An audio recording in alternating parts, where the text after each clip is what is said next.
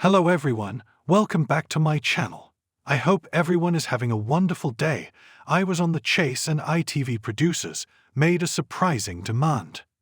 When I first applied for the Chase, it was just for fun. I loved watching the show, shouting answers at the TV, and imagining what it would be like to take on one of the chasers. Never did I think I'd actually get picked, but when I received the email inviting me to an audition, my excitement quickly turned to nerves. The audition process was more intense than I expected. It wasn't just about answering general knowledge questions. The producers also assessed our personalities. After all, The Chase is as much about entertainment as it is about intelligence. A few weeks later, I got the call. I was going to be on the show. The big day. On the morning of filming, I arrived at the ITV studios at 8 a.m. and was taken to the green room along with my 3 teammates. The atmosphere was buzzing with nervous energy. The producers were friendly but strict about certain things. "We need you to bring 5 different outfits," one of them told us. "No logos, no stripes, nothing too bright, and nothing that will clash on camera." They carefully inspected what we brought and picked what we'd wear on set. We also had a warm-up quiz to get us comfortable with the format. It was clear the producers wanted us to be as relaxed as possible before facing the chaser. Then, at 10 a.m., it was time to film. Facing Bradley Walsh. Walking onto the set was surreal.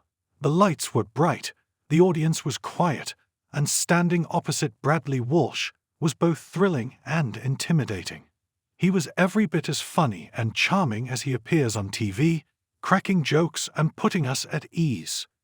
When it was my turn for the cash built around, I took a deep breath and focused.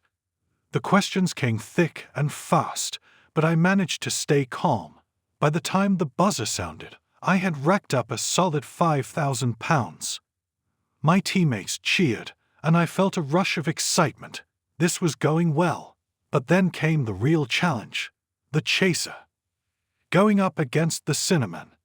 That day, the chaser was Paul Sinner, the Cinnamon. He's known for being sharp, witty, and incredibly fast with his answers. I had a big decision to make: stick with my £5,000, play it safe and go lower, or take a risk and go for the higher offer of £8,000. Adrenaline took over, and I decided to go big. I wanted to prove to myself that I could handle the pressure. But as soon as the first question appeared, I realized I might have made a mistake. The questions were harder than I expected. My mind went blank on things I probably knew, and before I knew it, Paul had caught me. Just like that, my time on the Chase was over. I was gutted, but I had no regrets. I'd had an amazing experience, and my teammates were still in the game. The unexpected warning. After filming, the producers gathered us together and gave us some final advice. "One thing we strongly suggest," one of them said, "is to stay off social media for a few days after your episode airs." That surprised me. "Why?" I asked, assuming it was just standard protocol. They explained that some viewers can be harsh. Trolls can get personal, they warned. They'll critique your answers, your appearance, even the way you speak. That took me aback. I knew the internet could be cruel, but I hadn't expected the Chase audience to be that bad. Still, when my episode aired, curiosity got the better of me.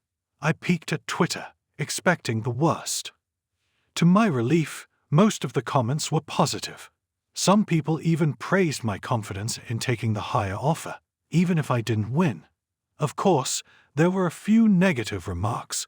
Why did she take the £8,000 when she clearly wasn't ready? Or she crumbled under pressure, but nothing too personal.